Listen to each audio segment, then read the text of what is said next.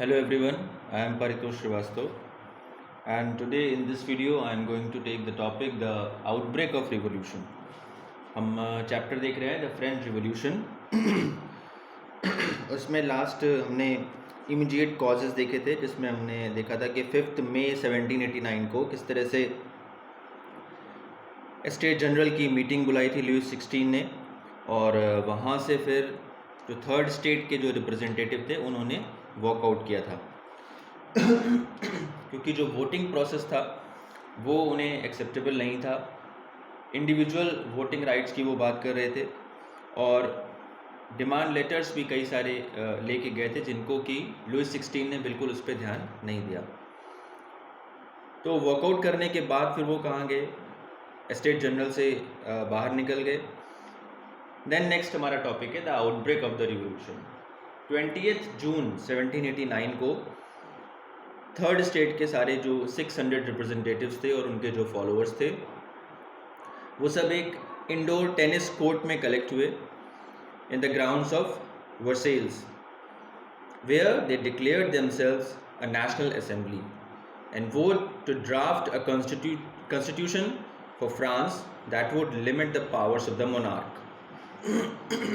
उन्होंने वहाँ पे ओथ ली कि हम यूनाइटेड रहेंगे और जो मोनार्क की जो पावर्स है यानी जो राजा की जो पावर्स है उसको लिमिटेड करेंगे और कॉन्स्टिट्यूशन फ्रेम करेंगे जिसके अकॉर्डिंगली हमारा फ्रांस जो है वो चलेगा। और उन्होंने अपने आप को नेशनल असेंबली डिक्लेयर किया वहाँ पे। इसी को हम क्या बोलते हैं, द टेनिस कोर्ट ओथ, क्योंकि वो टेनिस कोर्ट था वर्सेल्स का, वहाँ पे उन्होंने ये ओथ ली थी कि हम उन्होंने अपने आप को नेशनल असेंबली डिक्लेयर किया और उसके बाद ये ओथ ली कि हम यूनाइटेड रहेंगे और तब तक जब तक कि फ्रांस के लिए हम एक कॉन्स्टिट्यूशन ना फ्रेम कर दें। The third state was led by Mirabeau, a noble, and Abbe Sieyes, a priest. तो नोबल और क्लर्जी भी उनमें कुछ सपोर्टर्स थे जो कि उनको लीड कर रहे थे। तो ऐसा नहीं था कि सिर्फ जो कॉमन पीपल थे थर्ड स्टेट के सिर्फ वही मोनार्क को ख़त्म करना चाह रहे थे या कॉन्स्टिट्यूशन की बात कर रहे थे। बहुत सारे ऐसे नोबल्स और क्लर्जीज भी थे जो कि उनको फेवर कर रहे थे। Their initiative led to the formation of national assembly. इन्हीं की वजह से ये जो नेशनल असेंबली का फॉर्मेशन हुआ था। लेकिन इसी बीच फ्रांस, जो रेस्ट ऑफ द फ्रांस था, वो ट्रबल से भी गुजर रहा था। जिधर एक तरफ ये ड्राफ्टिंग ऑफ कॉन्स्टिट्यूशन चल रहा था नेशनल असेंबली का, वहीं दूसरी तरफ फ्रांस में कुछ ट्रबल्स भी थी। Severe winter destroyed the food crops. Food crops ख़राब हो गई। उसका रिजल्ट क्या हुआ, जो प्राइसेस थे ग्रेन्स के वो काफ़ी ज़्यादा हाई हो गए। The bakers also hoarded supplies of breads for making greater profits. अब इन्होंने होर्डिंग्स यानी रोकना शुरू कर दिया, कलेक्शन शुरू कर दिया ताकि जो प्राइसेस है वो और बढ़ती जाएँ और जो बेकर्स हैं उनको प्रॉफिट ज़्यादा हो। अब इसकी वजह से हर जगह जो क्राउड थी वो कलेक्ट होने लगी, क्यूज़ लगने लगी बेकरीज पे लॉन्ग क्यूज़ लगने लगी। जो विमेन थी वो इससे काफ़ी ज़्यादा नाराज़ हो गई और उन्होंने काफ़ी ज़्यादा एजिटेशन या उनके अंदर जो एंगर था उसको शो करना शुरू किया। At the same time the king order troops to move into Paris. और इसी समय किंग ने ट्रूप्स को यानी फोर्सेस अपनी डिप्लॉय करना शुरू कर दिया पेरिस में।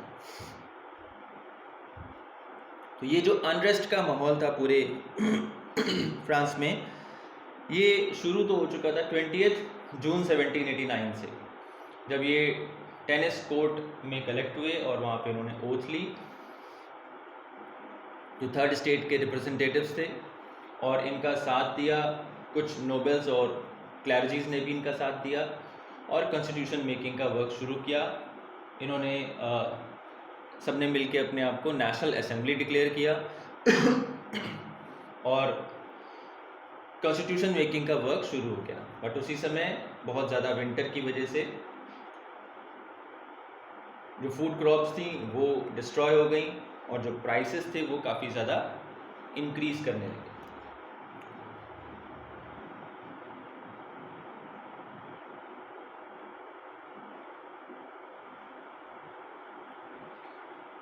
जिसकी वजह से बेकर्स ने इसका फ़ायदा उठाने की कोशिश की और जो प्राइसेस था उसको और ज़्यादा इंक्रीज़ वो करते चले गए।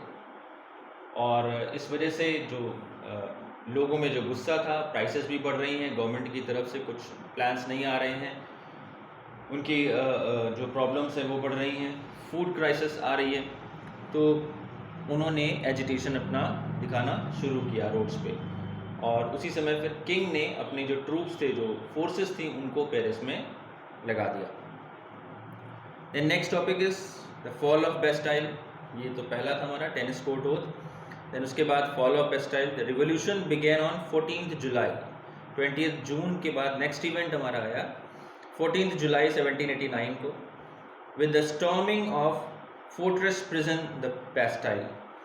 बेस्टाइल एक फोर्ट कम प्रिजन था, वहाँ पे जो किंग का जो ऑर्डर्स को नहीं फॉलो करते थे, जो उसके रूल्स रेगुलेशंस को नहीं मानते थे, उनको ज़बरदस्ती वहाँ पे बंद किया रहता था। The Bastille was hated by all because it stood for the despotic power of the king. King जो अपनी पावर्स का यूज़ करके लोगों पे टॉर्चर करता था, वहाँ पे लोगों को बंद किया रहता था, वो उसका एक सिंबल बन के रह गया था, जो फोर्ट कम प्रिजन था बेस्टाइल का।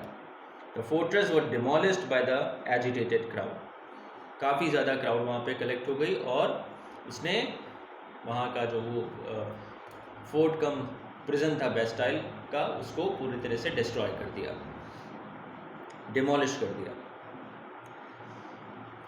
तो ये था फॉल ऑफ बेस्टाइल। ये इवेंट हुआ 14 जुलाई 1789 को।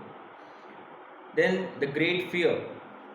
अब इसी बीच जो एजिटेशंस चल रहे थे, जो टसल चल रहा था तीनों स्टेट्स के बीच आपस में, जो नोबल्स थे, जो लैंडलॉर्ड्स थे, जो रिच थे, एरिस्टोक्रेट्स थे, उनके और जो पेजेंट्स और फार्मर्स थे, उनके बीच में काफ़ी ज़्यादा टेंशन चल रहा था।